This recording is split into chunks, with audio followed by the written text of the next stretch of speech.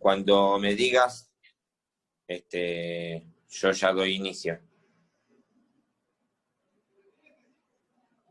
Listo, doctor. Ya se encuentra grabando y le pasé el host. Perfecto, muy bien, gracias. Hasta luego. Bueno, vamos a dar inicio a la clase del día de hoy. Yo voy a iniciar la bolilla, la unidad temática 6, que es la de prueba, ¿sí? Bueno, como siempre, les solicito que las preguntas las vayan transmitiendo por el chat, a medida que vamos hablando. Ustedes van a ver en los primeros, estimo poder cubrir los primeros 2 puntos en el día de hoy, que son la parte de teoría general de la prueba, cosa de dejar la parte de procedimiento probatorio para la clase que viene. Normalmente ustedes han utilizado o han escuchado la palabra o el término prueba en infinidad de ocasiones, inclusive en la vida diaria, ¿no? Hay que probar tal cosa, o probame tal cosa, o probame que ocurrió tal cosa, o probame que tal hecho es cierto. De manera tal de que el término prueba o el concepto de prueba aparece como incorporado, casi les diría, al lenguaje popular, o al lenguaje cotidiano de todas las personas, independientemente o más allá del ámbito estrictamente jurídico e inclusive más allá del ámbito estrictamente procesal. En términos generales, normalmente se hace mención a la prueba como el conjunto de reglas que regulan lo que es toda la actividad de ofrecimiento, admisión y producción y valoración o apreciación de los diversos medios que puedan utilizarse para poder llevar al juez o generar en el juez una convicción sobre los hechos que están planteados en la pretensión o en la defensa. Sin embargo, en realidad, el concepto de prueba que querramos dar va a depender de qué idea tengamos de la prueba. Es decir, y más que nada, de qué idea tenemos acerca de la finalidad de la prueba. ¿Cuál es el propósito de desplegar una actividad probatoria en un proceso, y particularmente en un proceso civil? Y sobre esto no hay realmente consenso, ¿sí? Hay distintos criterios que además han ido apareciendo al compás de la evolución del derecho procesal civil en el último siglo y medio, pongámosle, o desde el principio del siglo XX hasta hoy. En un primer término se ha afirmado, o como primer postura, se ha considerado que la finalidad de la prueba es la de establecer la verdad de los hechos, ¿sí? Alsina, inclusive, que es uno de los más ilustres procesalistas ya fallecido, obviamente, de nuestro país, ya había planteado esta postura. La finalidad de la prueba es la actividad para intentar establecer la verdad de los hechos, pero ya había adelantado Alsina algo sobre lo cual vamos a volver en unos minutos más, y es que la imposibilidad de arribar a una verdad absoluta, que en realidad Alsina dice, en realidad lo que intentamos arribar es a una verdad formal, la verdad que pueda alcanzarse en el proceso, con los elementos que tenemos, ¿sí? Con el tiempo que tenemos, con las pruebas que hayan aportado las partes y que hayan logrado producirse. Esto, por ahora, este pensamiento lo dejamos en suspenso y vamos a volver en unos minutos. Otro de los criterios, y en algún momento casi les diría mayoritario, fue el de que la actividad probatoria tiene por finalidad la de convencer al juez, ¿sí? ¿Convencer acerca de qué? Acerca de la veracidad, o de la existencia, mejor dicho, de los hechos que estuviesen planteados en el proceso. La actora respecto de los hechos planteados en la demanda y la demandada en los hechos planteados en la contestación o eventualmente reconvención. Es lo que se decía como que la actividad probatoria es algo así como convencer probando, ¿sí? Así, la verdad parecería quedar en un principio un poco relegada, ¿sí? Porque parecería que, de acuerdo a este criterio, lo que interesa es generar el convencimiento en el juez, independientemente que realmente los hechos de los cuales, o respecto de los cuales logremos convencer al juez, hayan ocurrido realmente de esa manera. Entonces, medio que nos despegamos un poco de la verdad como búsqueda primordial en el proceso. No interesa si los hechos ocurrieron de esta manera, si realmente ocurrieron así, sino lo que interesa es convencerlo al juez de que ocurrieron de una determinada manera, independientemente que eso sea verdad o no sea verdad, ¿sí? Si el vehículo de mi cliente, si yo planteé en la demanda que el vehículo de mi cliente atravesó la intersección con el semáforo en verde y fue el demandado quien violó la luz roja del semáforo, mi propósito será convencer de que eso es cierto, independientemente de que eso haya sido realmente lo que ocurrió, ¿sí? De esta manera, el pronunciamiento judicial va a aparecer como una especie de justificación de la verdad encontrada durante la etapa probatoria, sea o no sea cierta, que es lo que decíamos recién. A principios del siglo XX, Giuseppe Chiovenda, que fue uno de los padres del derecho procesal civil, fue el que planteó, en primer lugar, esta teoría, ¿no?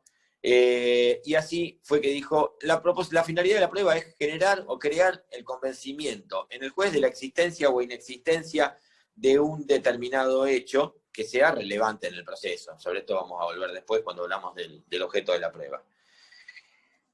Esta teoría, esta postura fue casi tomada como una especie de axioma por el derecho procesal civil continental, es decir, italiano, español e iberoamericano. Y también en Alemania. En Alemania había un procesalista alemán que se llamaba Leo Rosenberg, que escribió varias obras escribió un tratado sobre las pruebas, escribió una obra sobre la carga de la prueba, y sobre la apreciación, otra sobre la apreciación de las pruebas, donde también plantea esta misma teoría. Acá en el Río de la Plata la recepta Eduardo Couture, que fue un procesalista uruguayo, también fallecido, que fue un poco el padre del derecho procesal civil en el Río de la Plata, junto con Alsina. Y también hablaba de que la prueba es un medio de verificación de las proposiciones de las partes, ¿sí? Y que la finalidad era precisamente a través de esa verificación convencer al juez que los hechos habían ocurrido de una determinada manera o de tal o cual manera. Si ustedes agarran Palacio, por ejemplo, van a ver que cuando ve el objeto del concepto de prueba, actividad desplegada con la finalidad de lograr o obtener un convencimiento en el juez respecto de la existencia o inexistencia de los hechos. Es decir, adhiere ya de movida también a esta teoría. En defensa de esta teoría, se ha planteado, o quienes sostienen de que la finalidad de la prueba es la de convencer al juez, empiezan también a meterse en esta discusión de verdad formal versus verdad material, sobre la cual vamos a hablar en unos minutos más. Y lo que plantean es, en realidad, el concepto de verdad es algo utópico, es algo inalcanzable. Nunca vamos a poder arribar a una verdad 100% absoluta. Eso es absurdo. Entonces, la diferencia entre verdad formal y verdad real en realidad es ilusoria, y lo que vale es la verdad que hallemos en el curso del proceso, la que podamos alcanzar en el curso del proceso, ¿sí? Y esa verdad es la que va a convencer al juez. Como un poco una derivación de esta, aparece otro criterio respecto a la finalidad de los hechos, que es la de fijar los hechos en el proceso. Esta teoría es de otro procesalista italiano, que era Francesco Carnelutti con doble T, quien entendía que es imposible también obtener una verdad absoluta. Al juez se le proporcionan hechos que aparezcan como verdaderos, ¿sí? Que aparezcan como verdaderos y que el juez lo pueda tomar como verdaderos o reales. En esa actividad que tiene el juez de convencerse de esa verdad de los hechos a partir de las pruebas que produjeron las partes, el juez va a fijar los hechos. La verdad, para Carnelutti, es la que surja precisamente de los hechos que hayan podido demostrarse en el proceso. Esto es un poco una derivación de la teoría anterior. Es decir, la verdad es para Carnelutti, la medida de la verdad es el convencimiento que adquiere el juez a partir de las pruebas que se hayan producido en el proceso. Es decir, para esta teoría, lo que vale es lo que se pudo probar. Lo cierto, la verdad, es la que pudo alcanzarse en el proceso. Esta postura es abrazada por los partidarios del denominado garantismo civil, garantismo en el proceso civil, que entienden que el proceso es esencialmente una cuestión de partes, que el juez se limita a escuchar y posteriormente a decidir, esto en términos muy, muy generales, por el garantismo para hablar una clase entera. Y por lo tanto, las partes tendrán la tarea, vamos a decir después que esta tarea se llama carga, de acreditar los hechos que estén planteados en la demanda y en la contestación, y el juez evaluará evaluará qué versión surge como la más verdadera de los hechos, si la que él dijo mi vehículo, si la parte que dijo mi vehículo fue el que cruzó en verde, o del demandado que dijo no, fui yo el que cruzó en verde y el actor que cruzó en rojo. Entonces, el juez, a partir de las pruebas producidas, elegirá cuál es la versión de los hechos que resulte más verdadera, más real, más creíble, y esta tarea es la denominada fijación de los hechos, ¿sí? Pero limitándose a las pruebas que han producido las partes, ¿sí? Que han ofrecido, es decir, que han aportado y que han producido las partes, ¿sí? Es decir, que las partes sean de alguna manera esclavos de las pruebas que hayan o no producido, porque el resultado de la actividad probatoria a veces es a favor de quien propone una prueba, de quien ofrece una prueba, pero a veces es en contra. Yo puedo ofrecer un testigo, traerlo, llevarlo a declarar, y resulta que cuando declara es contrario a los intereses de mi cliente. ¿Estamos? Esa prueba es igualmente válida y queda incorporada al proceso. Recuerden el principio de adquisición procesal. Si las pruebas se adquieren por el proceso, independientemente de su resultado y de quién la hubiese ofrecido. Afinando un poquito más el lápiz, y más modernamente, uno de los últimos grandes, y todavía en vida, uno de los últimos grandes procesalistas, que es Michele Tarufo con doble F, quien, dicho sea de paso, cuando se hizo el Congreso de Derecho Procesal en el 2007 en Mar del Plata, vino al Congreso, lo cual fue un poco casi un lujo, le diría. Tarufo sostiene que la finalidad de la prueba en realidad es la elección de la versión que se presume como verdadera. Es decir, que el juez, es imposible alcanzar la verdad absoluta, dice Tarufo. La verdad es la que se alcanzó en el proceso. Esto es un poco también una derivación de las dos anteriores. Es imposible, dice Tarufo, lograr una verdad absoluta. Eso es no lo puede alcanzar el conocimiento humano. Es algo imposible.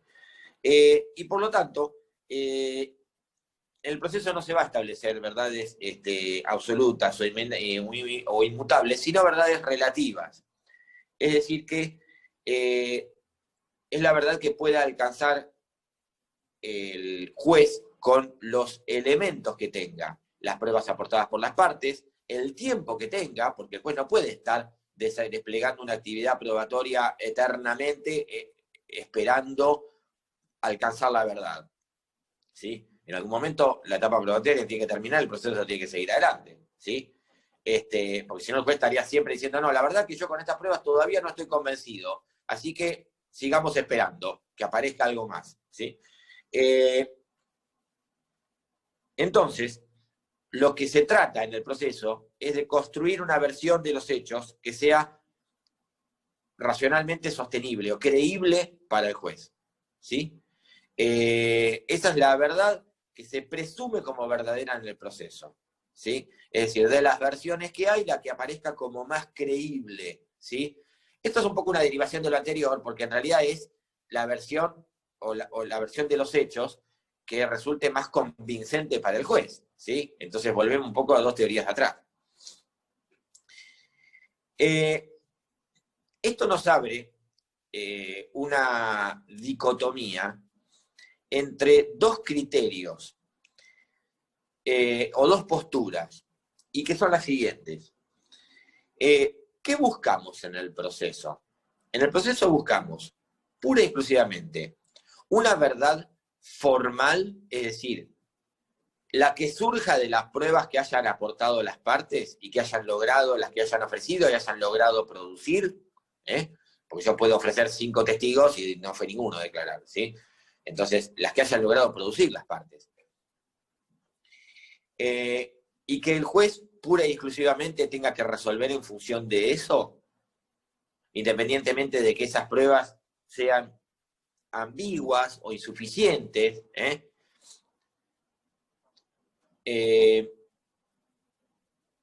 esa sería la denominada verdad formal, la que surge del proceso,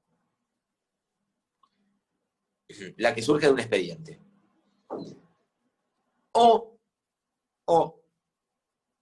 Y con las pruebas producidas por las partes en la etapa procesal oportuna. O como contraposición, si el norte para el juez tiene que ser alcanzar la verdad material o la verdad jurídica objetiva. Es decir, que el juez tenga como norte poder alcanzar una versión de los hechos que sea lo más cercana posible a la realidad de los mismos, a lo que verdaderamente, a lo que realmente aconteció. La Corte Suprema de Justicia de la Nación, ya hace más de 100 años, perdón, de 50 años, no de 100, de 50 años, tuvo la oportunidad de sentar las bases de lo que fue la teoría, la incorporación de la verdad jurídica objetiva a nuestro derecho. En 1957, dicta un fallo que es el denominado precedente Colalillo, es Colalillo Domingo contra Compañía de Seguros España y Río de la Plata, de 1957, del 18 de septiembre de 1957. Y acá los hechos habían sido los siguientes. Colalillo había iniciado un juicio de daños y perjuicios, originado un accidente de tránsito. La compañía de seguros había planteado que Colalillo no tenía registro para conducir. Durante la etapa probatoria, Colalillo no logra demostrar que tenía el registro, porque lo había extraviado. Se dicta sentencia de primera instancia, le rechazan la demanda, porque conducía su vehículo sin registro. En aquellos tiempos, el criterio jurisprudencial respecto de la existencia o la tenencia o no de un registro de conducir era irremediable, es decir, si no tenía registro era imposible que un reclamo de daño, perjuicio prosperara. Eso fue cambiando, se fue flexibilizando. Y entonces, le rechazan la demanda a Colarizo. Pues le dice, usted no tenía registro. Le rechazo la demanda.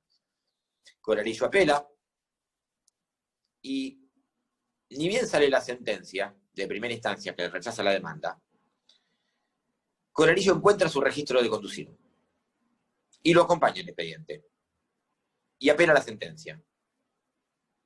Va a la Cámara de Apelaciones y la Cámara de Apelaciones le dice, mire, Colarizo, sí, usted trajo el registro ahora, pero lo trajo tarde, lo tendría que haber aportado en la etapa probatoria correspondiente. Su planteo es extemporáneo. El momento de acompañar las pruebas era otro. Era en instancia anterior, no ahora. Le rechaza el recurso de apelación.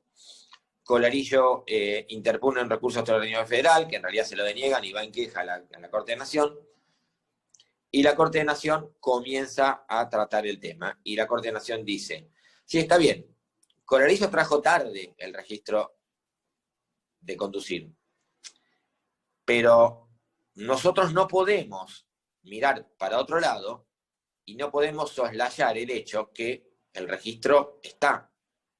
Es decir, que no podemos decirle a Colarillo que rechazamos su pretensión porque no tenía registro cuando en el expediente está el registro. Extemporáneamente, pero está. Entonces, ¿qué tenemos que privar? ¿Una verdad formal, la que surge del proceso, y decirle que esa prueba es inadmisible por extemporánea? ¿Sí?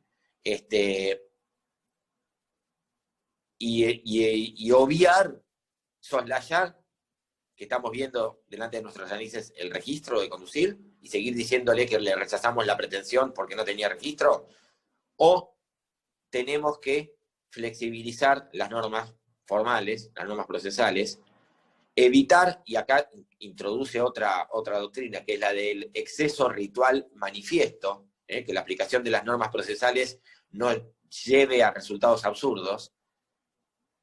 Entonces dice la Corte, lo que tenemos que hacer es tiene que privar acá la verdad material, la verdad jurídica objetiva. Y la verdad jurídica objetiva es que Colarillo tenía el registro. Lo trajo tarde, pero lo trajo. El registro está en el proceso. De manera tal de que revoca la sentencia de la Cámara de Apelaciones y manda al expediente nuevamente a dictar una nueva sentencia. Y acuña la teoría de la verdad jurídica objetiva. No puede haber, esto después lo fue reiterando y ampliando la Corte en infinidad de precedentes posteriormente. La Corte ha dicho, no puede haber una renuncia sustancial de la verdad, ¿sí? Por eso se lo llama también la verdad jurídica objetivamente comprobada o la verdad esencial, que es un término por ahí más elocuente. Ha entendido la Corte que la verdad jurídica objetiva es la que más se compadece con el principio constitucional o la garantía de la defensa en juicio. Una verdad meramente formal, que le da la espalda a la realidad de los hechos, violaría, el criterio de la Corte de Nación, aún vigente, la garantía de la defensa en juicio. La garantía constitucional de la defensa en juicio. Es por eso que se ha considerado que en realidad la verdad jurídica objetiva se ha convertido ya en una suerte de principio procesal, ¿sí? Inclusive ha sido reiterado también en el ámbito bonaerense por la Suprema Corte de Justicia de la provincia en innumerables ocasiones.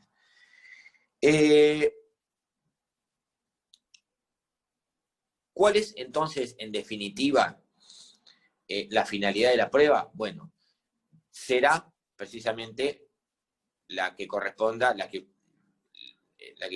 lo que quiera adherir el juez que dicta una sentencia. Pero hoy por hoy un juez no puede soslayar el criterio de la Corte Suprema de Justicia de la Nación respecto, y de la Suprema Corte, la doctrina legal de la Suprema Corte de la Provincia de Buenos Aires, respecto de que su norte debe ser la búsqueda de la verdad jurídica objetiva.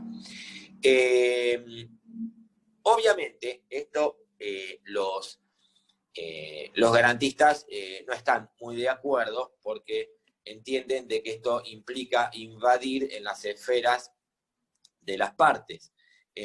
Los garantistas entienden que el juez tiene que resolver pura y exclusivamente en función de las... Es decir, entienden que el proceso tiene que estar gobernado por un principio dispositivo a ultranza y que el juez tiene que resolver únicamente en función de las partes, de las pruebas que las partes han logrado, han ofrecido y han logrado producir. Sin embargo, recuerden que nuestro Código Procesal, que tiene más de 5 décadas, ya en el artículo 36 establece las facultades instructorias del juez. Y en el inciso 2 lo que establece es que el juez puede arbitrar todas las medidas necesarias para esclarecer la verdad de los hechos. Esto se compadece con esta verdad jurídica objetiva que señalábamos recién, ¿sí? Le da la ley al juez la posibilidad de disponer medidas probatorias de oficio, ¿sí? Sobre eso vamos a volver en 2 minutos más, cuando hablemos de medios de prueba. E inclusive, y como aplicación un poco de este principio, posteriormente la misma norma dispone de que puede ordenar citar a las partes a los efectos de hacerles preguntas sobre la verdad de los hechos, también que puede citar a testigos, ampliar la declaración, que puede citar a peritos, ampliar su dictamen, que puede ordenar de oficio que se agreguen documentos en poder de las partes o terceros. Inclusive, fíjense que,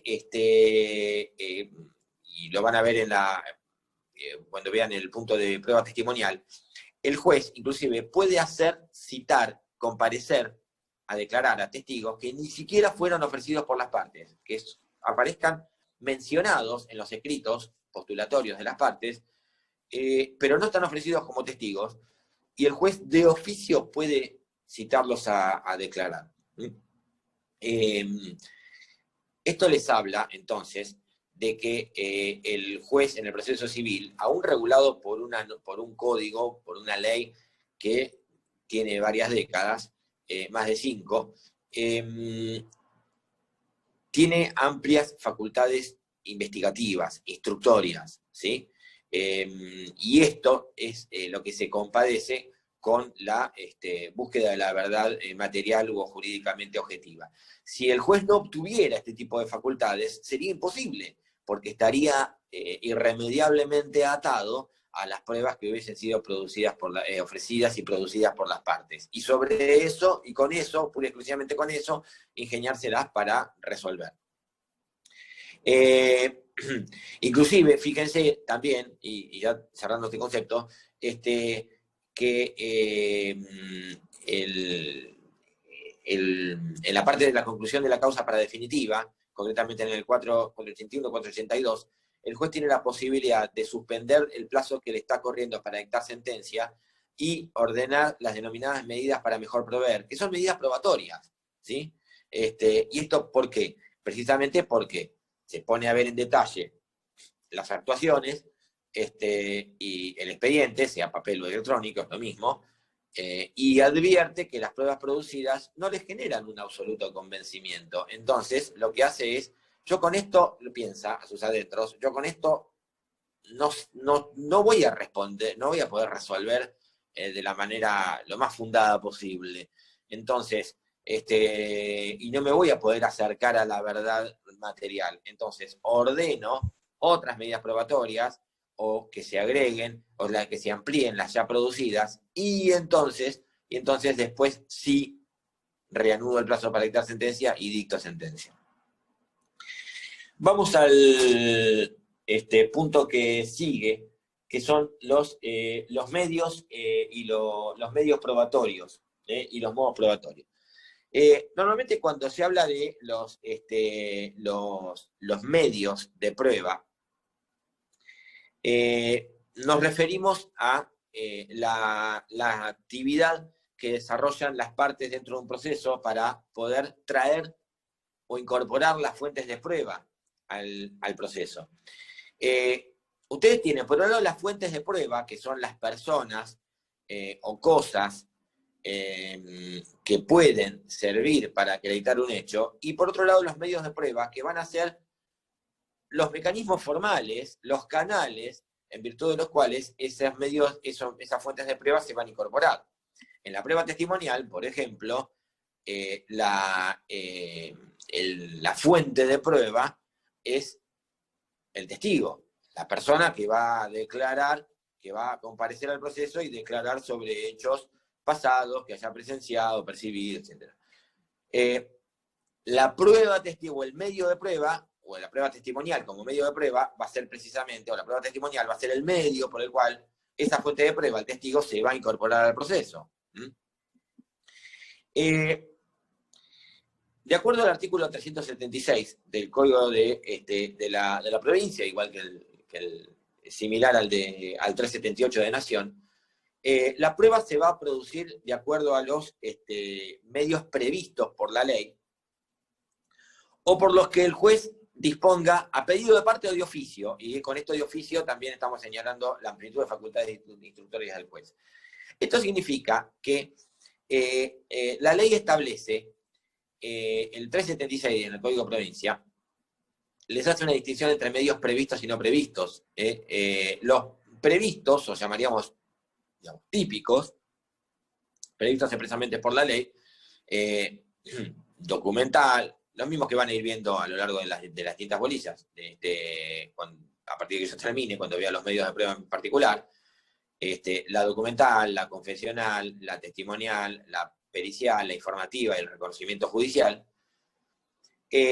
También aparece ahí, metida que no está claro, en el 163, inciso 6, la prueba de presunciones. Muchos consideran de que no es exactamente un medio de prueba, sino que es un mecanismo o forma de razonamiento judicial, o son en realidad presunciones, indicios a partir de los cuales pueda el juez extraer conclusiones. No es técnicamente un medio de prueba. Pero esto no impide que el juez pueda, a pedido de parte de oficio, ordenar otros medios de prueba, ¿sí? Es decir, los medios de prueba enumerados por el Código Procesal no es una numeración taxativa, no es un numerus clausus, ¿sí? Pueden ordenarse otros, hay una amplitud probatoria. Este es un principio en la actividad probatoria que es muy importante, que es el denominado favor probatione. Favor probatione significa la amplitud probatoria. En caso de duda, siempre se tiene que estar en favor de producir, primero de abrir el proceso a prueba, esto lo vamos a ver no hoy, sino la clase que viene, y también de producir un medio de prueba. ¿Está claro? El juez no puede limitarse por cuestiones formales, para decir, no está previsto de ordenar un medio de prueba. En los casos que se ordenen medios de prueba, no es que no estuviesen expresamente previstos por la ley, se va a aplicar, dice la norma, el medio de prueba que sea análogo, el más similar. Un ejemplo de ello es la denominada prueba biológica. La prueba biológica, que es la utilizada normalmente en los procesos de filiación, se inscribe dentro de un concepto de prueba que es la denominada prueba científica. La prueba científica es aquella prueba donde, de acuerdo a los medios técnicos empleados, arroja un grado de exactitud casi en un 100%, ¿sí? Es decir, que ya esa exactitud, a su vez, le va a quitar margen de apreciación al juez. Las pruebas científicas, dentro de las cuales está la prueba biológica, no está expresamente regulada por el Código Procesal. Pero ¿cuál es la prueba más parecida, la más similar? La prueba pericial. Entonces, normalmente se le aplican, en cuanto a lo que tenga que ver con la producción de esta prueba, las normas las normas que están dispuestas para la prueba pericial. ¿Cuáles son los medios de prueba en el código? ¿Cómo aparecen los medios de prueba en el Código Procesal? En el Código Civil y Comercial. Ustedes saben que el Código Civil y Comercial tiene una serie de normas procesales. Ya las tenía también el Código de Vélez, pero el Código Civil y Comercial ha ido un poquitito más allá. Tiene algunas normas que son normas procesales, no de carácter general, sino ya mucho más precisas, ¿sí? En lo vinculado y muchas vinculadas a la actividad probatoria. En lo vinculado a los medios de prueba, se refiere, los medios de prueba aparecen en los artículos 1019 y 1020. En realidad, se refiere a los medios de prueba en relación a los contratos. Algunos recordarán que el Código de Vélez y el Código de Comercio anterior establecían un límite en cuanto en la prueba testimonial en relación para probar los contratos, ¿sí? ¿Por qué? Porque se decía que cuando los contratos superaran un determinado monto, no podían ser probados por testigos, ¿sí? No podía ser probada su existencia. Y además, si eran inferiores a ese monto, que había quedado recontra desactualizado, podía probarse por testigos solamente su existencia, pero no los términos del contrato y su ejecución. Esta solución, la imposibilidad de probar por testigos un contrato, ¿sí?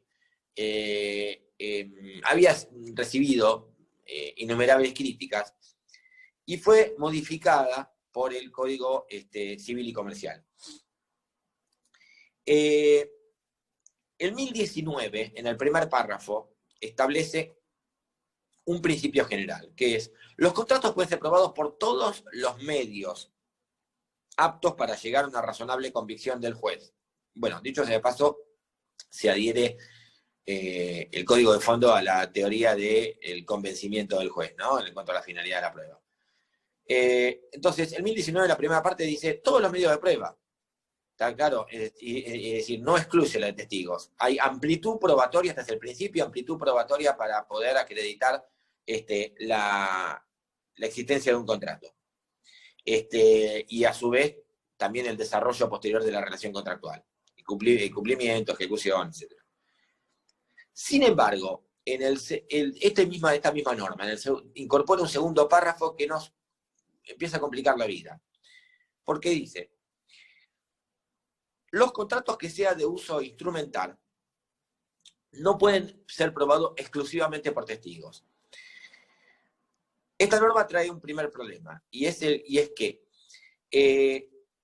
¿cuáles son los contratos que sean de uso instrumental? Es un término que es muy vago, ¿sí? Muy impreciso. Obviamente que si yo tomo un taxi o un remis, normalmente no me va a dar, cuando me bajo no me va a dar un ticket o una boleta o una factura el conductor del taxi o del remis, ¿sí? No es algo usual. Por ahí lo hace, pero no es algo usual. Por ahí si se lo pido, lo puede llegar a hacer, especialmente, o con anterioridad. No es ese un contrato por ahí de uso instrumental. Pero fíjense que si yo viajo en un ómnibus, lo más probable es que sí tenga ese ticket, ¿sí? Lo raro sería que no lo tuviera, que no me lo dieran, sea de transporte urbano o de larga distancia. Pero es muy casuista la solución. Lo que sí queda claro es que aquellos contratos que usualmente se instrumentan, no es que no puedan ser probados por testigos, pueden ser probados por testigos, pero no solo por testigos. ¿Está claro? Complementando un poco esto, el artículo que sigue se refiere a los contratos formales, ¿sí? Que son aquellos donde la formalidad es requerida a los fines probatorios, irremediablemente. En estos casos, en principio, a ver, Ayelén, contratos que sean de uso instrumental, no llegué a verte. En estos casos, entonces,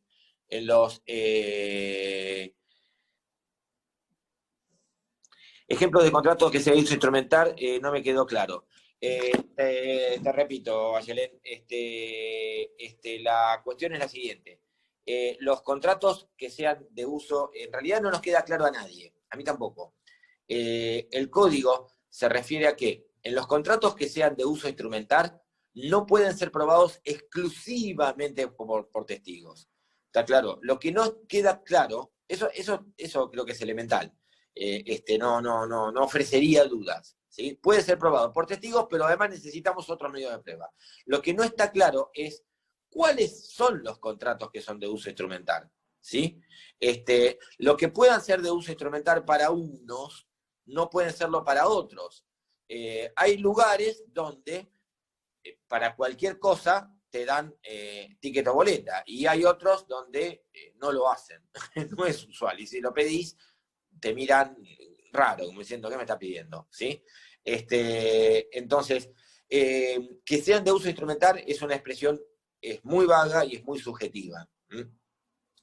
1020 del Código Civil y Comercial se refiere a los contratos formales, es decir, aquellos contratos donde la formalidad es pedida expresamente por la ley, dispuesta por la ley a los fines probatorios. En estos casos, pueden ser probados, tienen que ser probados en principio por el medio dispuesto por la ley. Si son contratos de que se exige que se hagan, que la ley exige que se hagan por escritos, en principio por el instrumento correspondiente. Sin embargo, van a poder ser probados, ese es el principio. Contratos formales, en principio, la prueba tiene que ser el medio dispuesto por la ley. Por ejemplo, un instrumento, en algún caso será un instrumento público, en otro caso bastará un instrumento privado.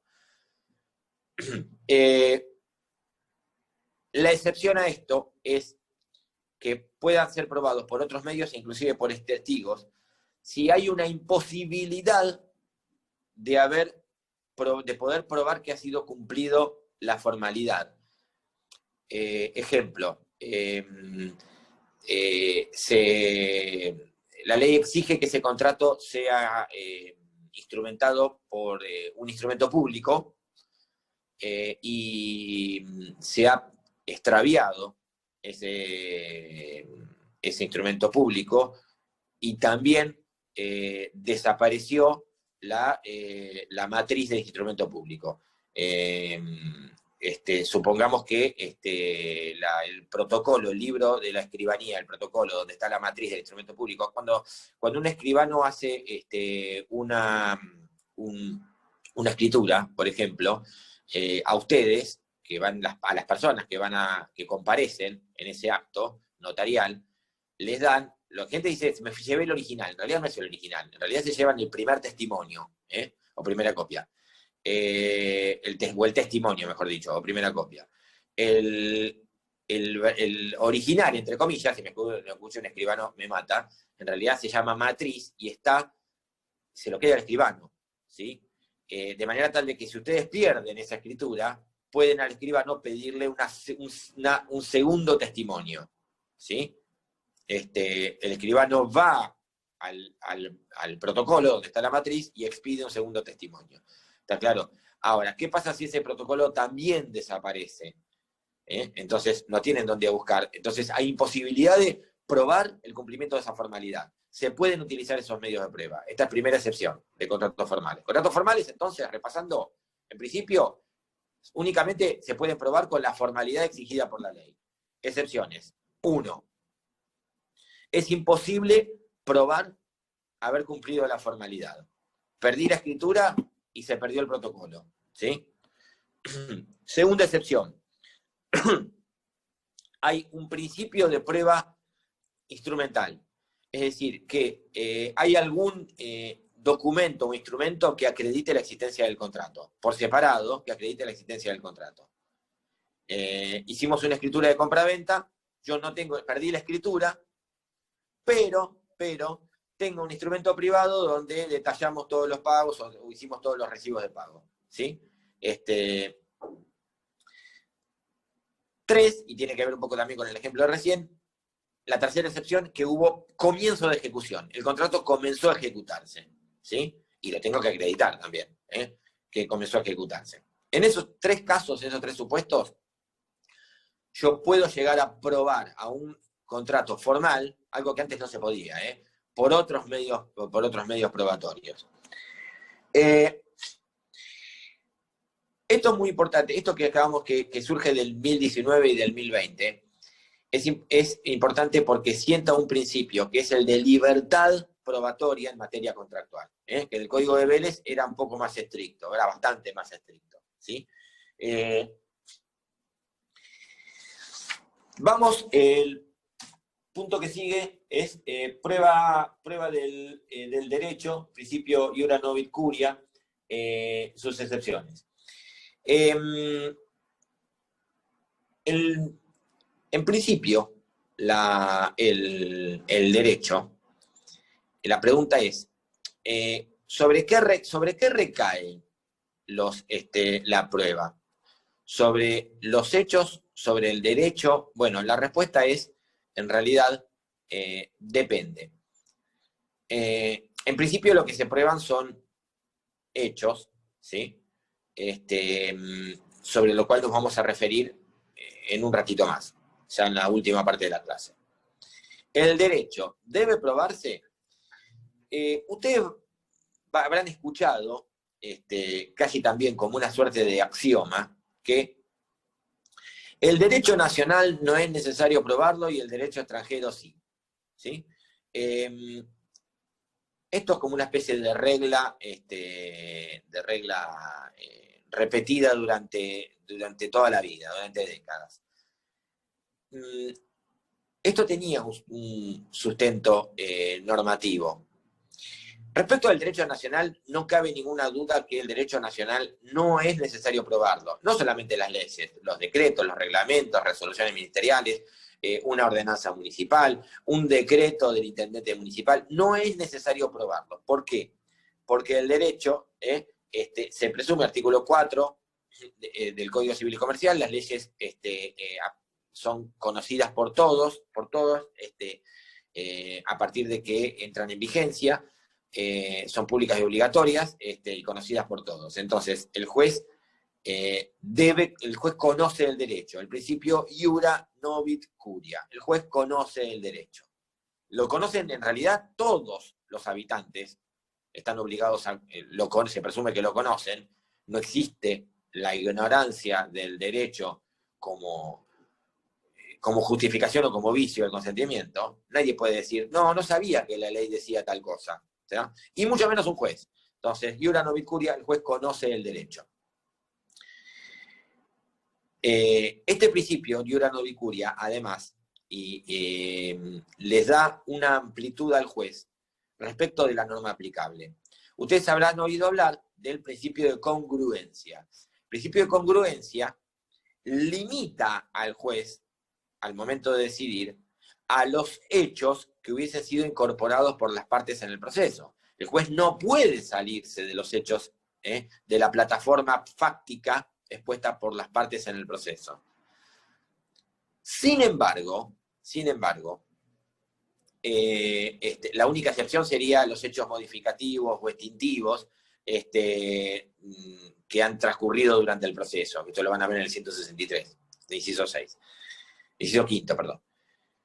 Pero en principio el juez se tiene que limitar a los hechos que están aportados por las partes, en la demanda y la contestación o reconvención.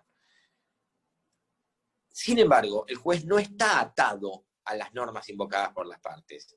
Puede ser de que yo en la demanda invoque un artículo X del Código Civil y Comercial como fundamento de mi pretensión, y un juez considere que no es aplicable ese, sino otro, aun cuando el resultado sea hacer lugar a la pretensión. ¿Está claro? Pero, ¿puede el juez aplicar una norma no invocada por las partes? Sí, absolutamente sí.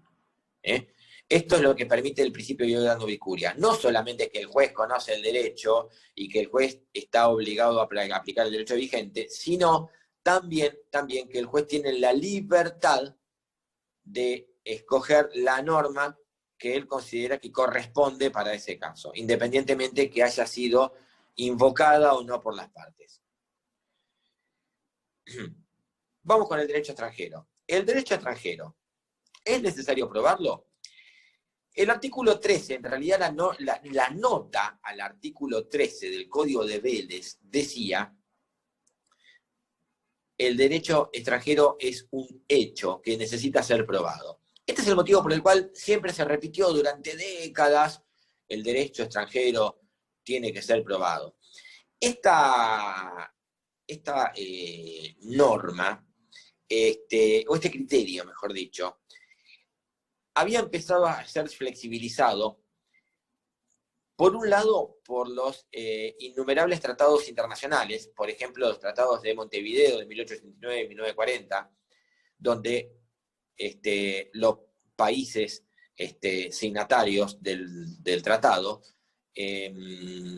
reconocen como vigentes o adhieren o reconocen o establecen que no es necesario aprobar las normas de un país en otro. ¿Está claro? Entonces, de acuerdo al Tratado de Montevideo, una norma de Brasil, por ejemplo, ya no era necesario aprobarla. Un juez no es necesario aprobarla en un proceso que se desarrolla en Argentina.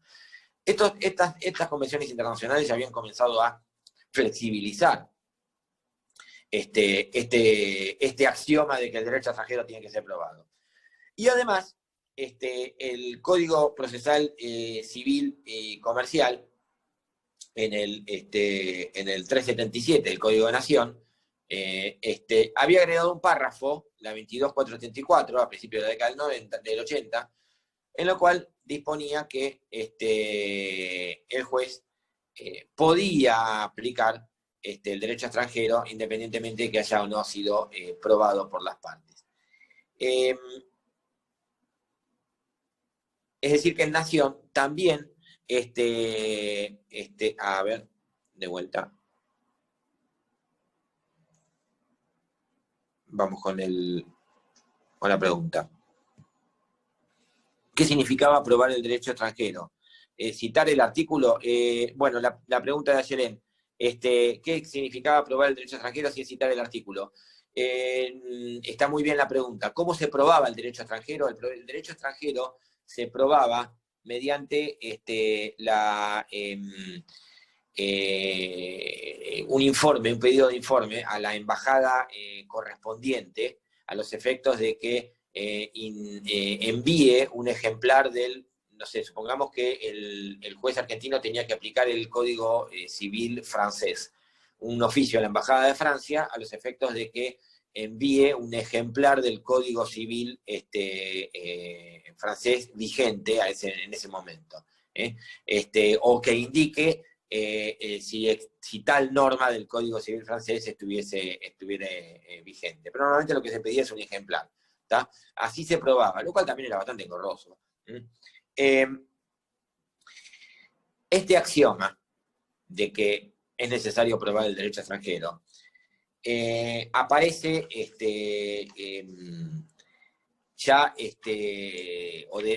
o desaparece, mejor dicho, con el Código Civil y Comercial actual.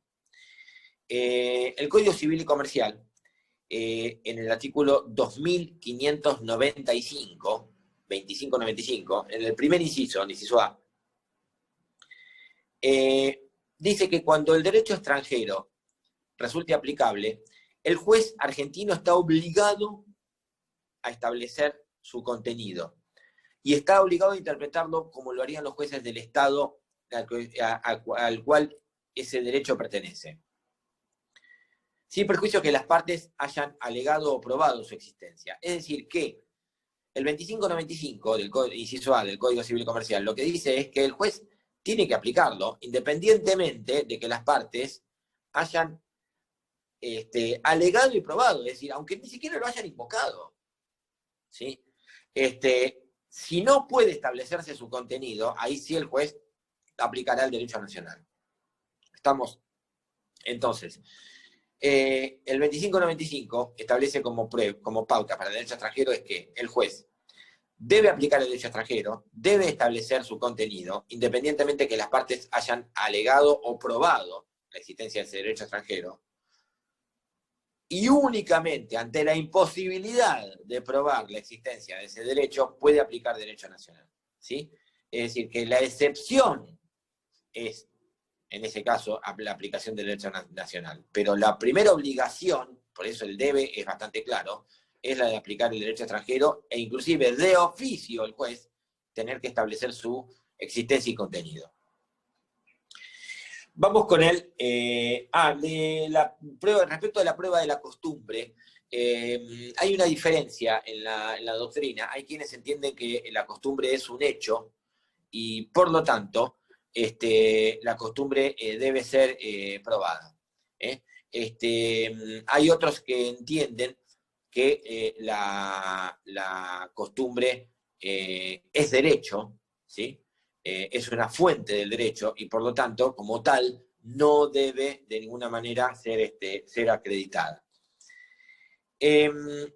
Vamos ahora sí con el segundo punto, que es el objeto de la prueba y la carga de la prueba. Vamos con la primera parte, que es el objeto de la prueba, este rato que nos queda.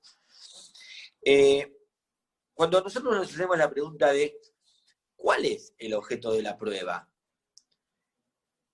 Lo que nos estamos preguntando es, ¿sobre qué recae la prueba? La actividad probatoria, ¿sobre qué recae? ¿Qué es lo que debe probarse en el proceso? Ya dijimos que el derecho, en principio no. El objeto de la prueba, en principio, son los hechos. Ahora, ¿todos los hechos deben ser probados? No. En primer término, tienen que ser hechos afirmados, es decir, hechos que estuvieran incorporados por las partes al proceso. El juez no puede hacer mérito de hechos que no estuvieran invocados por las partes en el proceso. La única excepción a esto serían los hechos modificativos o extintivos sobrevinientes durante el proceso, que puede hacer mérito de los mismos el juez al momento de dictar sentencia, aunque no hubiesen sido invocados por las partes, que es lo que dice el 163, que es el artículo que regula la sentencia definitiva.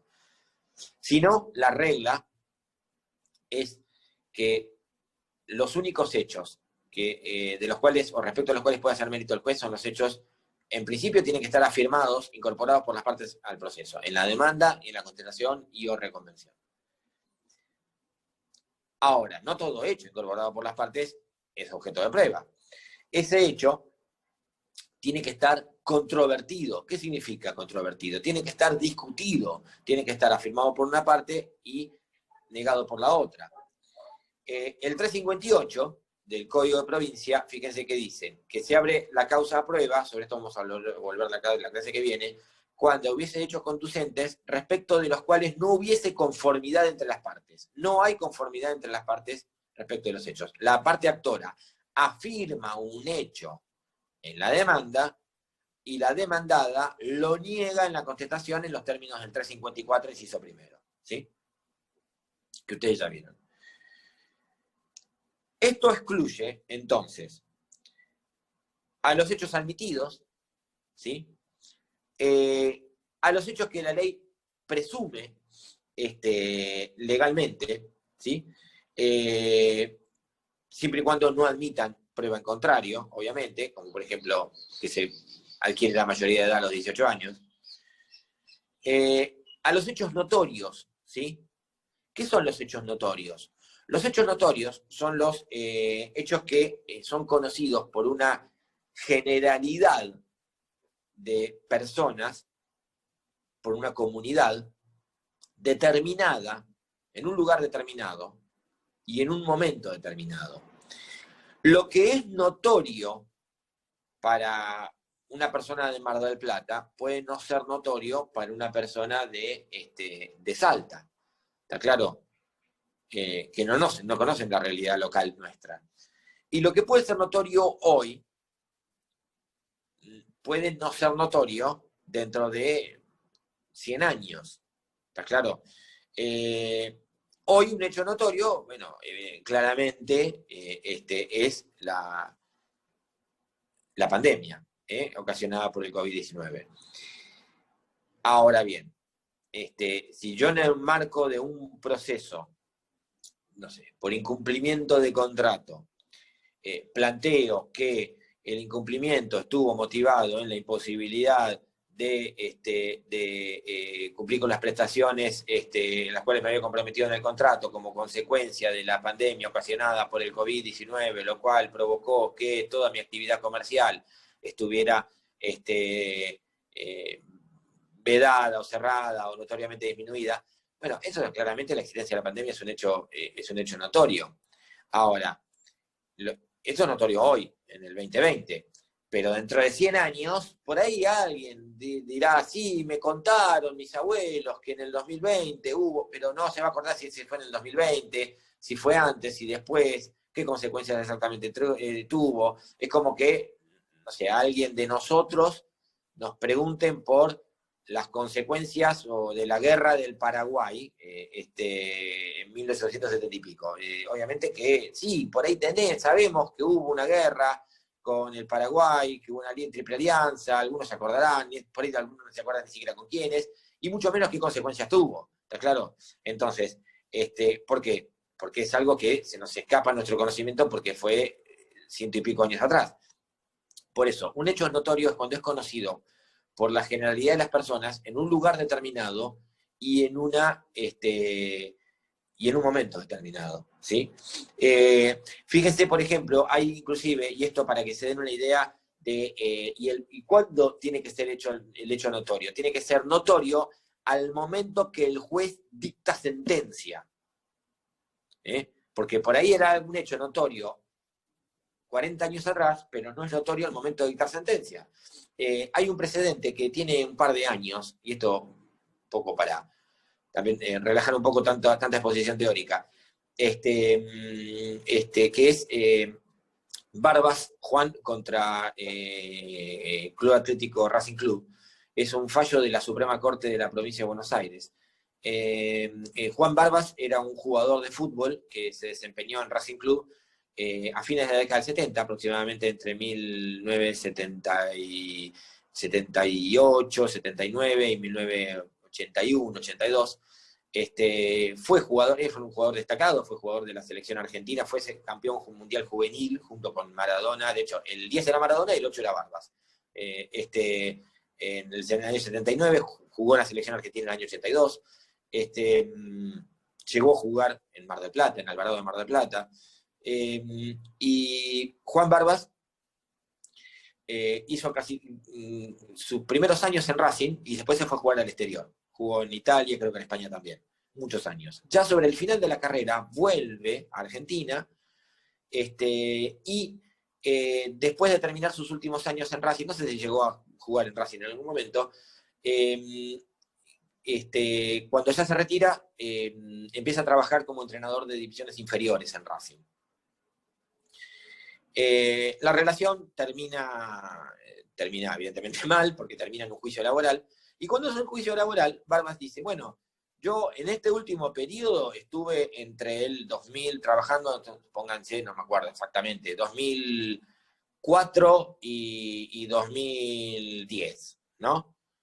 Pero antes también, a esa antigüedad, hay que sumarle los años que yo estuve antes, entre 1977 y 1982, 5 años más.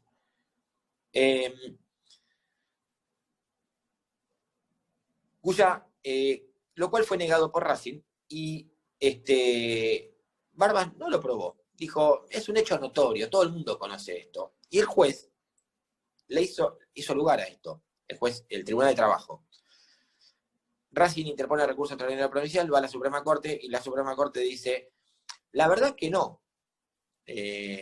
No es un hecho notorio, que por ahí alguno recordará, pero no es un hecho notorio que Barbas haya sido jugador de Racing hace 40 años atrás. No es un hecho conocido por todo el mundo, ¿sí? Mucha gente, de hecho, ni se acuerda quién es. Y modificó la sentencia y le bajó la cantidad de años de antigüedad, ¿sí? Porque consideró que no estaba acreditado que ese periodo estuviera elaborado, estuviera trabajado, ese periodo, los primeros años que Barbas estuvo en Racing. ¿Está claro?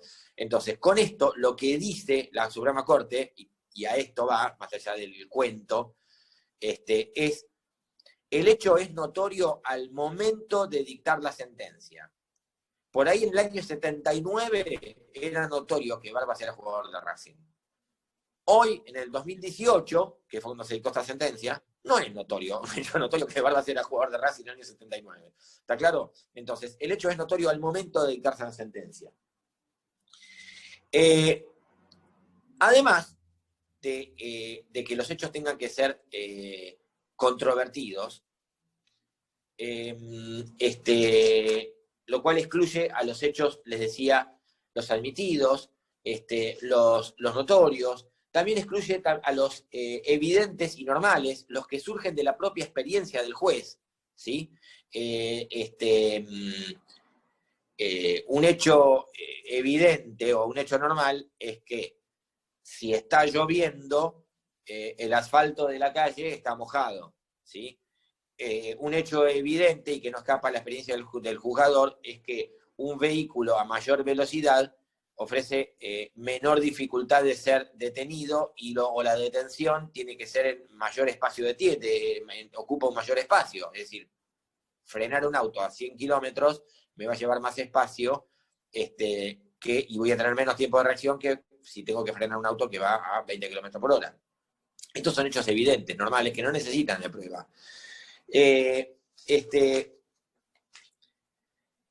Y además de ser controvertidos, los hechos, para que sean objeto de prueba, tienen que ser conducentes. ¿Qué significa que sean conducentes? Que sean hechos que tengan relación con el objeto del proceso, es decir, que sean relevantes para la solución del conflicto, para el dictado de la sentencia. Si son hechos cuya prueba no inciden al resultado final, es decir, no agregan ni quitan, ese sería un hecho inconducente. ¿Está claro? Un hecho que tenga que tener una relevancia para el resultado final del proceso.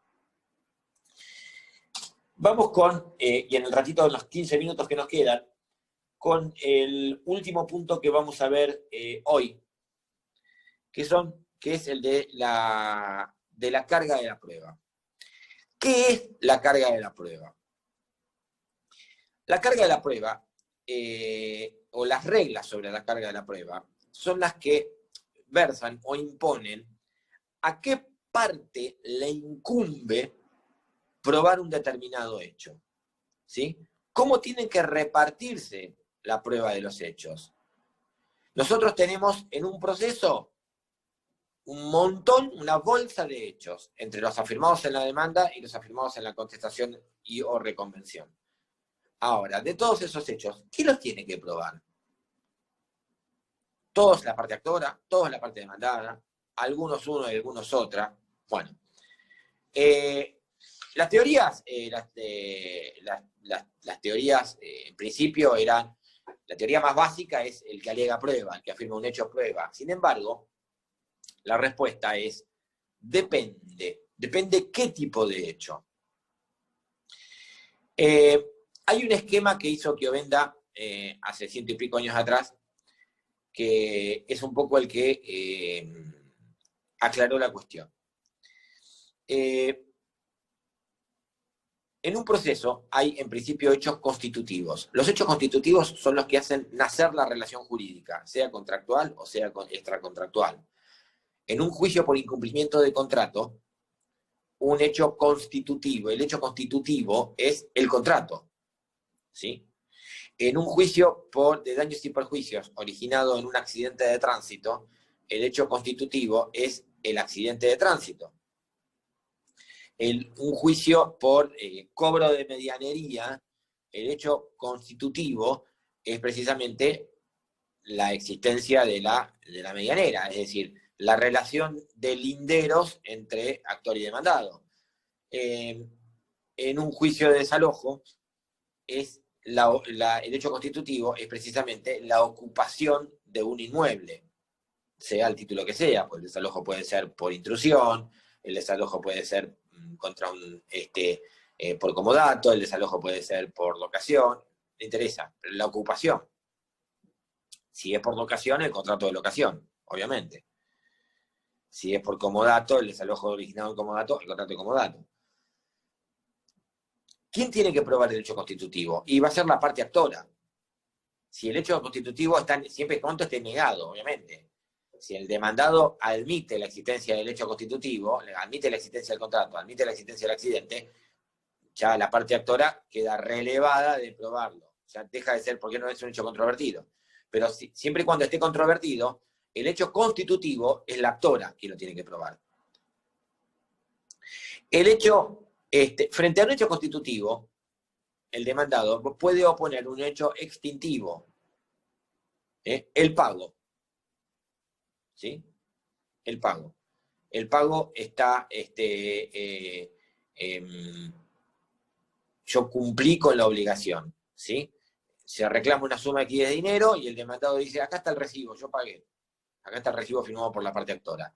Ese hecho extintivo, el que hace, el que finaliza los efectos o termina los efectos de la obligación reclamada en la demanda, o es el que impide los efectos, ¿sí? O que termina con los efectos del hecho constitutivo, lo va a tener que probar el demandado. Hecho constitutivo, actora. Hecho extintivo, demandado.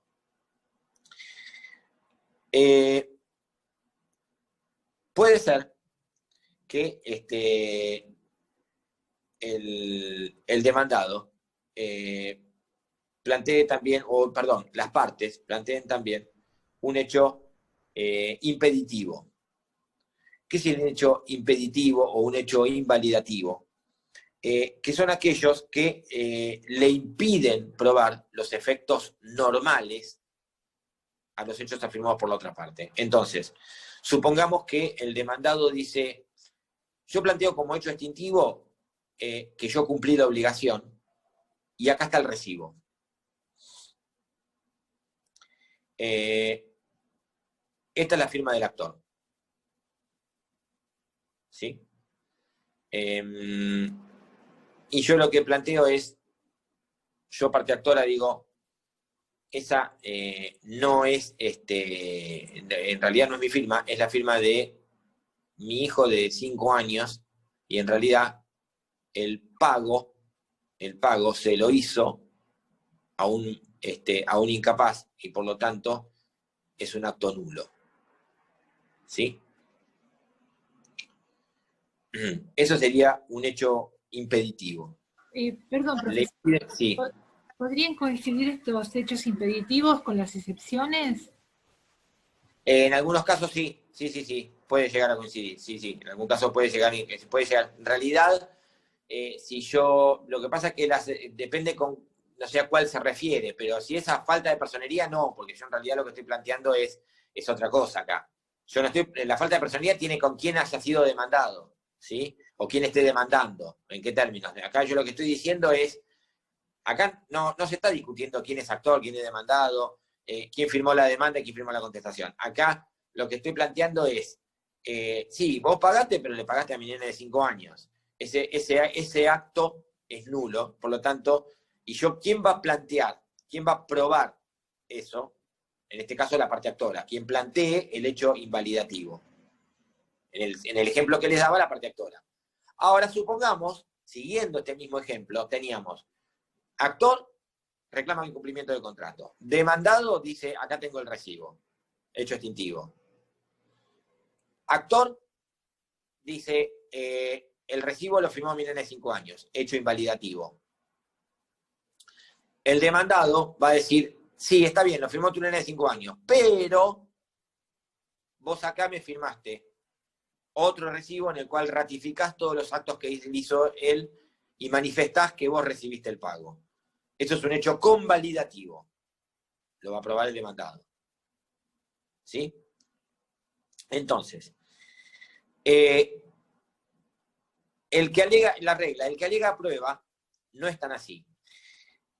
Quien prueba la prueba depende de en qué posición se encuentre cada parte respecto del hecho en particular. ¿Sí? En algunos casos, las reglas se invierten, porque en algunos casos, cuando se reclama la prescripción, el hecho extintivo es probado por la parte actora. si yo inicio, por ejemplo, una acción declarativa para que se declare como prescripta una obligación, ¿sí? Quien está reclamando, está pretendiendo un hecho extintivo y quien lo va a tener que probar es la parte actora. ¿Está claro? Entonces, la prueba de los hechos constitutivos, extintivos, impeditivos y convalidativos no depende, no puede ser fijada a rajatabla, unos para el actor y otros para el demandado, sino que va a depender de qué posición ocupen cada parte respecto de esos hechos en el proceso. Generalmente, el hecho constitutivo le corresponde a la actora, pero repito, en algunos casos, como si cuando se reclama la prescripción, la actora lo que está reclamando es un hecho extintivo, y quien va a tener que probar ese hecho extintivo va a ser la parte actora. ¿Cuál es el régimen legal? El 375 de provincia, que es en esta parte similar al 377 de nación, lo único que tiene el 377 de nación es que después le agrega la prueba del derecho extranjero, del que mencionábamos recién, sigue un poquito este criterio, al afirmar que incumbe la carga de la prueba a la parte que afirme un hecho controvertido o un precepto jurídico que el juez o tribunal no tenga deber de conocer, que esto ya lo aclaramos que ya no es más así. Cuando dice incumbe la carga de la prueba a la parte que afirma la existencia de un hecho controvertido, parecería adherir la ley a la teoría de el que alega prueba. Sin embargo, después dice, cada una de las partes tiene que probar el presupuesto de hecho que invoque como fundamento o que esté previsto por la norma que invoque como fundamento. Que en realidad es el presupuesto de hecho que corresponde a la norma que sea aplicable, sea invocado por las partes o sea elegida libremente por el juez. Entonces, el criterio de la ley es, hay que probar los hechos que están previstos por la ley, por la norma que invocamos como fundamento. Con lo cual parecería acomodarse a la teoría de Chiovenda. Si vos invocás si vos reclamás el cumplimiento de un contrato, tendrás que probar el contrato. Si vos planteás como defensa el pago, tendrás que probar el pago, hecho extintivo. Si vos planteás como defensa, o si vos planteás un hecho invalidativo, como es la nulidad, fíjese que la nulidad puede ser planteada directamente en una demanda de nulidad de acto jurídico. Planteás un hecho invalidativo a quien invoque ese hecho. ¿Está claro? Si vos planteás un hecho, a veces el hecho invalidativo puede ser planteado por el demandado. Yo demando el cumplimiento de un contrato y el demandado dice, ese contrato no lo firmé yo, lo firmó mi nene de 5 años, el contrato es nulo. Te reconvengo por nulidad. ¿Sí?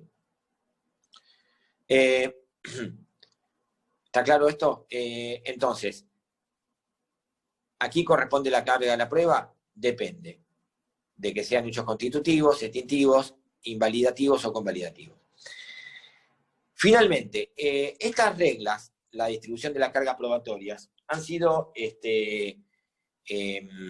son, mejor dicho, a veces demasiado rígidas, y han llevado a resultados injustos, y a veces han generado que las partes entren en o estén sometidas a una suerte de diabólica probatio.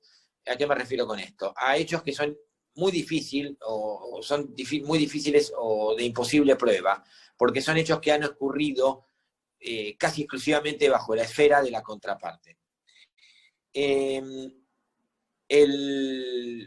ahí donde aparecen las reglas de flexibilización de las cargas probatorias, y particularmente la teoría de las cargas probatorias dinámicas. La teoría de las cargas probatorias dinámicas es atribuida normalmente a un procesalista santafesino que se llama Jorge Peirano, que es el autor además de un sinnúmero de figuras procesales también novedosas, como son las medidas autosatisfactivas. Peirano lo que planteó es, en su momento ya en la década del 80, que en muchas situaciones las partes se encuentran en una gran dificultad o en una imposibilidad de probar un hecho, porque han ocurrido casi exclusivamente bajo la esfera de la contraria.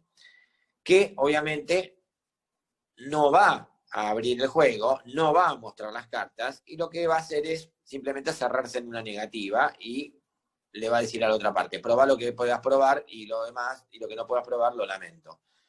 Yo no te voy a facilitar las cosas. Que esto también tiene que ver con una actitud de, obviamente, de mala fe procesal. Pero es muy difícil determinarlo. Entonces, ¿cómo pruebo que la otra parte tiene elementos que me servirían a mí?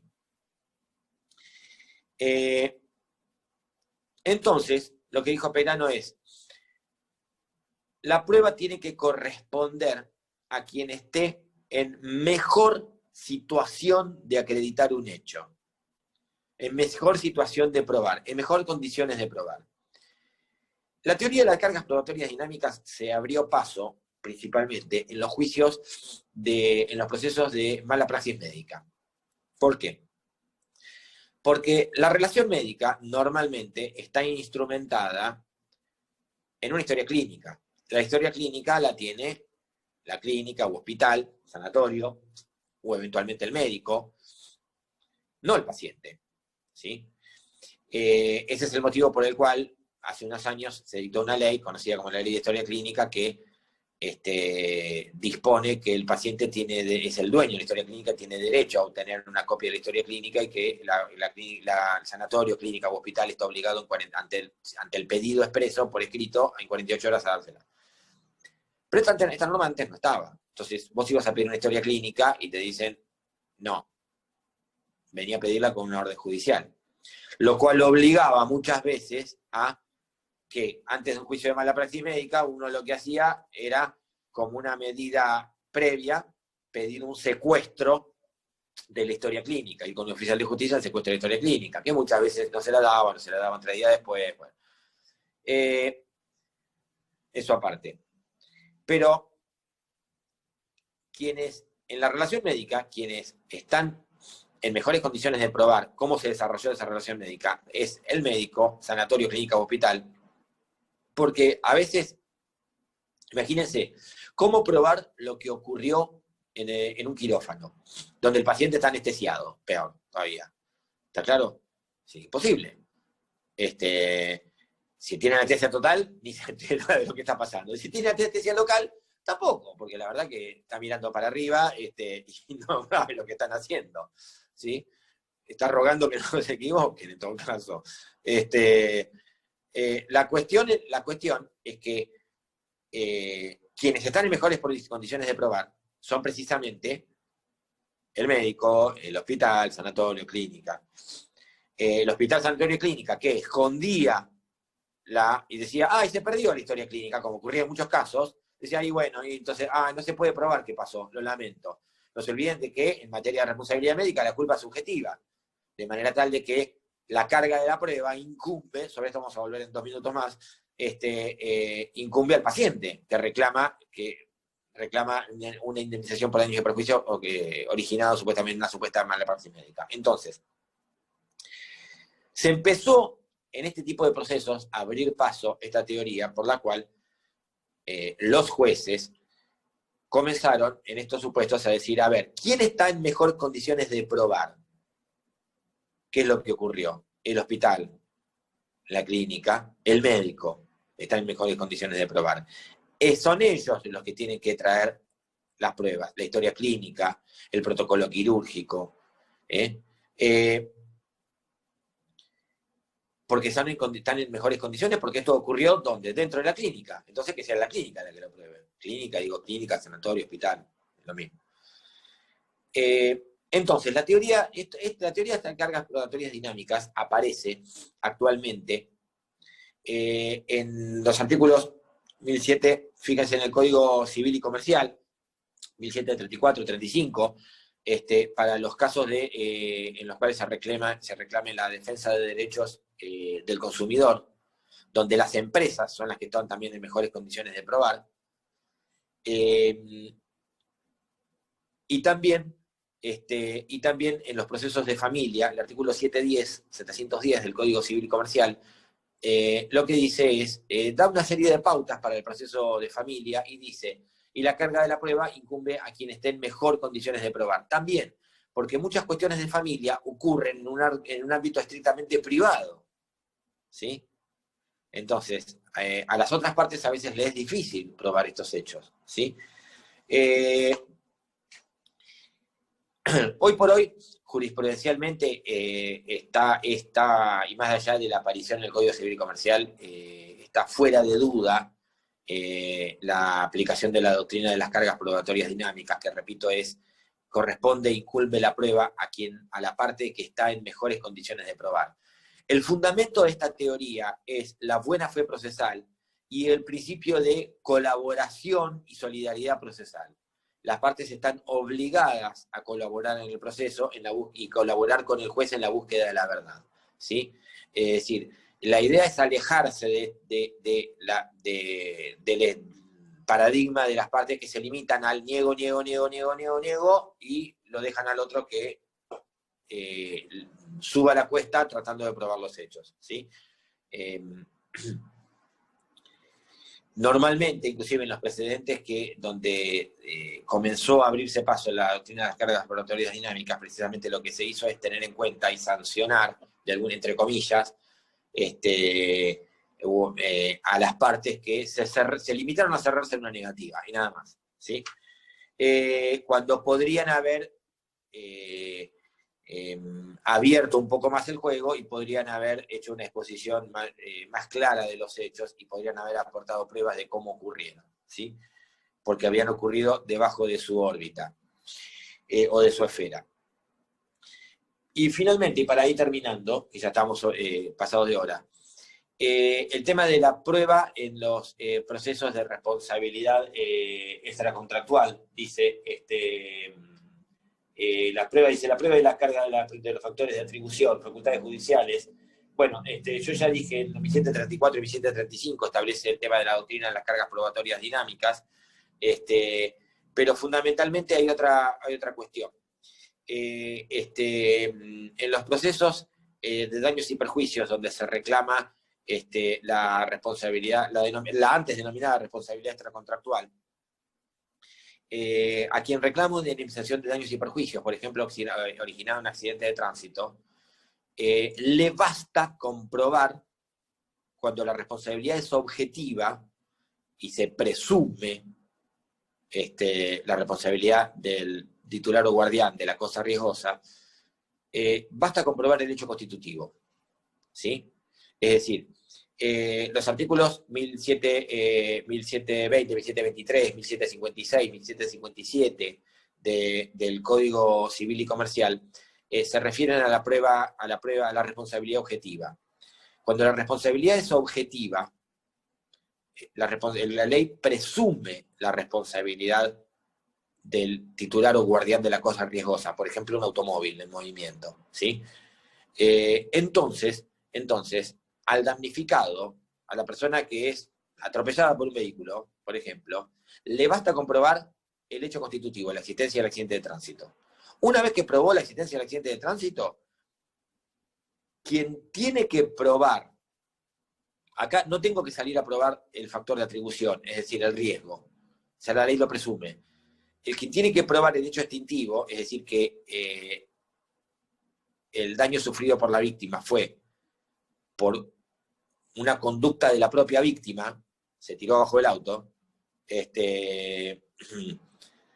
o por la conducta de un tercero, yo estaba parado en un semáforo que estaba en rojo y vino uno de atrás, me embistió de atrás y me mandó contra la persona que cruzaba por la licencia peatonal. Es el demandado quien tiene que probar el hecho extintivo. Pero la parte actora le basta solamente comprobar el hecho constitutivo y no tiene que probar el factor de atribución. En cambio, en la responsabilidad subjetiva es distinto. En la mala praxis médica, yo paciente, tengo que probar la relación médico-paciente, que a mí me atendió el médico y que a mí me atendieron en X clínica, sanatorio o hospital, pero también tengo que probar la culpa del médico. ¿Está claro? Es decir, tengo que probar el factor de atribución. En el caso de la responsabilidad objetiva, pruebo el accidente, punto. Después que se arregle el demandado, tratando de acreditar la culpa de la víctima de un tercero. que sea interruptiva del nexo de causalidad entre el hecho y el daño.